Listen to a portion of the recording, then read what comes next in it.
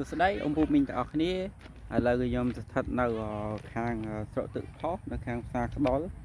ឥឡូវនេះគឺខ្ញុំបានមកថតឲ្យ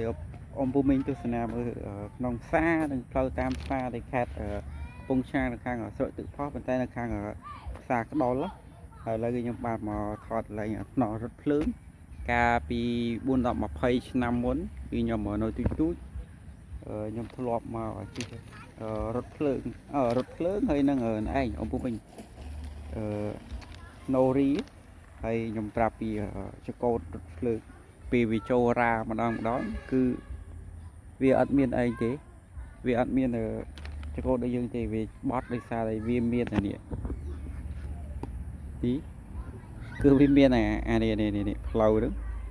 ផ្លូវអានេះគឺកាច់ផ្លូវហ្នឹងហ្មងអាហ្នឹងវាកាច់ផ្លូវហ្នឹង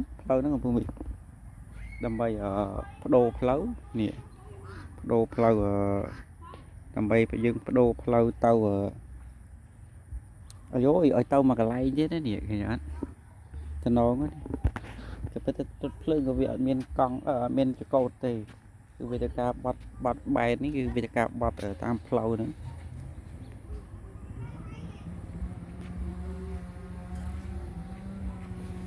ហើយនេះគឺជាកន្លែងសេរីផ្លូវវាហ្នឹងដែកនេះនៅសល់តាមពីសម័យបារាំងប៉ុន្តែថ្នល់ទឹកភ្លើងនេះគេធ្វើថ្មីទេកាលពីចំនួនមុនខ្ញុំនៅទូចអីគឺគេធ្វើឈើនេះទីកាលពីចំនួនមុនឈើទេôngពូមីងមិនមែនដែកទេពីមុនឈើគេធ្វើអំពីឈើតែវាពុកតាំងពីសម័យបារាំងហ្នឹងចូល100ឆ្នាំប៉ុន្តែឈើហ្នឹងគឺនៅល្អតែសម័យក្រោយនេះគេធ្វើឯងថ្មវិញ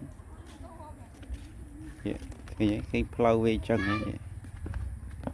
ផ្លូវ2នឹងផ្លូវរថភ្លើងពូមីង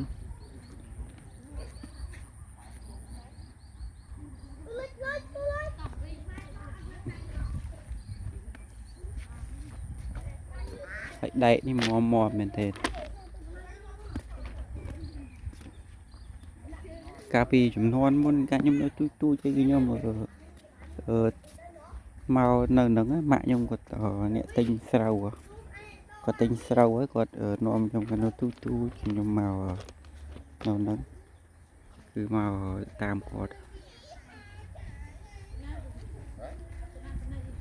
នេះ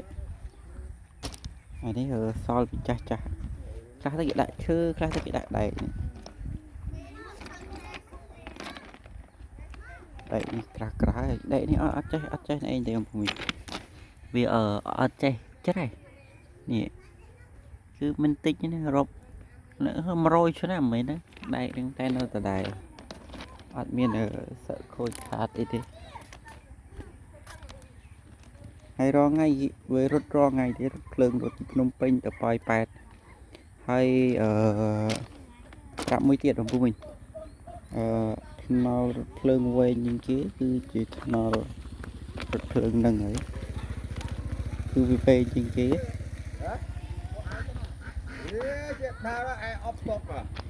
រថភ្លើងហ្នឹងមានប្រវែង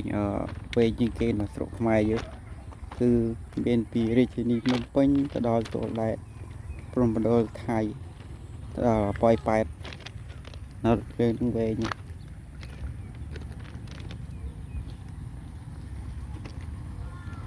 ហើយនេះគឺកោតវាហើយផ្ទះប្រជាពលរដ្ឋក៏នៅជុំវិញនៃថ្នល់រថភ្លើងហ្នឹងដែរចាំតិចទៀតតែខ្ញុំទៅថតឡើងស្ពានហ្នឹងយូរហើយចូលលក្ខណៈចូល100ឆ្នាំដែរôngពូមីង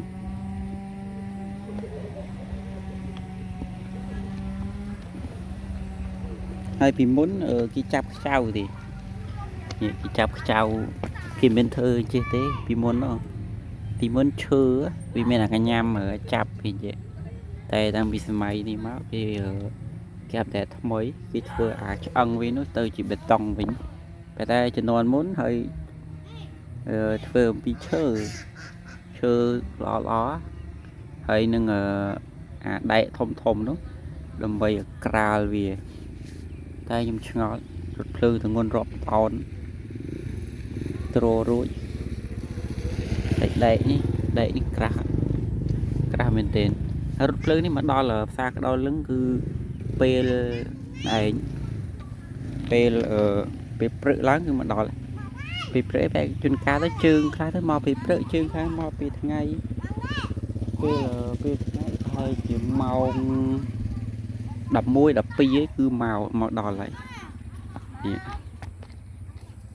nào là rất lớn nữa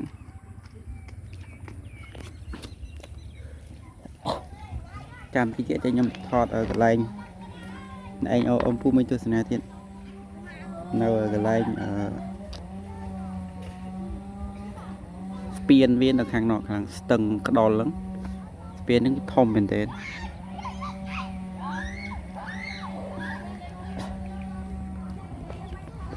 chân ông phu minh nào phơi để về những cái nào ở sọc máy cứ nào ở phơi nặng ấy cứ là khang pi miền pi ở nông bánh tàu ở bay bay của mình cứ nó phơi nó cứ về những cái ấy về như thế chân chân chân tầm mơ ở ai mới tiết tầm mơ cái lại spiên mới tiết